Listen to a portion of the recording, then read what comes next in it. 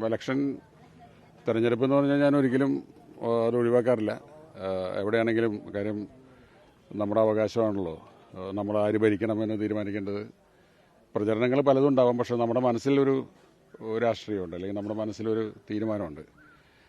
ആരായിരിക്കണം നമ്മുടെ തദ്ദേശ ഭരണത്തിൽ നമ്മൾ സഹായിക്കേണ്ടത്, നിയമസഭയിൽ ആരാണ്, ലോക്സഭയിൽ ആരാണ്, എന്നൊക്കെ നമ്മൾ മനസ്സിലൊരു കണക്കുകൂട്ടലുണ്ടാവും.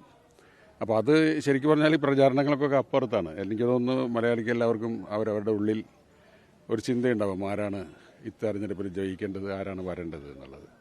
അപ്പോൾ അത്തരമൊരു തീരുമാനമുള്ളതുകൊണ്ട് ഞാനൊരിക്കലും ഈ അവകാശം നഷ്ടപ്പെടുത്താറില്ല.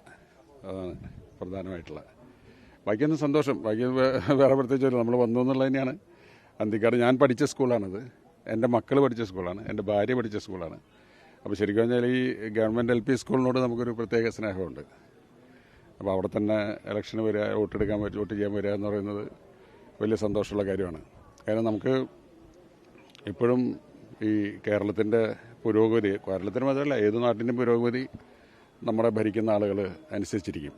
അപ്പോൾ എല്ലാവർക്കും സുഗമമായൊരു ജീവിതം, നമ്മുടെ ജീവിതത്തിന് സുരക്ഷിതത്വം ഉണ്ടാവുക എന്നുള്ളതാണ് ലക്ഷ്യം. പിന്നെ പ്രത്യേകിച്ചും അന്തിക്കാട് എന്ന് പറയുന്നൊരു കാർഷിക ഗ്രാമമാണ്. നമുക്ക് ഈ പഞ്ചായത്ത് ഇലക്ഷൻ എന്നൊക്കെ പറഞ്ഞാൽ വളരെ പ്രധാനപ്പെട്ട സംഗതിയാണ്. ഞാൻ ഈ സിനിമ മാത്രമല്ല, ഇടയ്ക്ക് കുറച്ച് കൃഷിയൊക്കെ ഉള്ളതുകൊണ്ട് അന്തിക്കാട് കൂടുതൽ കാർഷിക വികസനത്തിനും പിന്നെ നമ്മുടെ റോഡുകളും ഒക്കെ വികസനത്തിനൊക്കെ മുന്നിൽ നിന്ന് പ്രവർത്തിക്കാൻ തയ്യാറുള്ള ആളുകളാണ് വരേണ്ടത്. അപ്പോൾ അതിന് കക്ഷി രാഷ്ട്രീയത്തിന് അതീതമായിട്ട് നമുക്ക് നല്ല വ്യക്തികളെ തിരഞ്ഞെടുക്കുക എന്നുള്ളതാണ് പ്രധാനം. ഓക്കെ, അതൊക്കെ വന്നു കഴിഞ്ഞതല്ലേ എത്രയോ ആൾക്കാരാണ്. ഞാനതിലൊന്നും അത്ര അങ്ങനെ ഇടപെടാറില്ലല്ലോ സാധാരണ. അല്ല, ആ വിധി വന്നു കഴിഞ്ഞല്ലോ. ഒരു കേസ് വന്നു, ആ കേസിന് കോടതി വിധിച്ചു. ആ വിധി നമ്മളെല്ലാം കണ്ടു. അതിൽ നേരിട്ട് കുറ്റക്കാരായവരെ മുഴുവൻ ശിക്ഷിച്ചു. അത് നമ്മളതിനെ ബഹുമാനിക്കുന്നു. ആ വിധിയെ കോടതി നമ്മൾ ബഹുമാനിക്കുന്നു. അതിനപ്പുറത്തൊന്നും അതൊന്നും നമ്മുടെ വിഷയമല്ല. അല്ല, നമുക്കിനിയും നീതി ലഭിച്ചു എന്നിപ്പോൾ ഞാൻ ശരിക്കും പറഞ്ഞാൽ കോടതിയിൽ വിശ്വസിക്കുന്ന ഒരാളാണ്.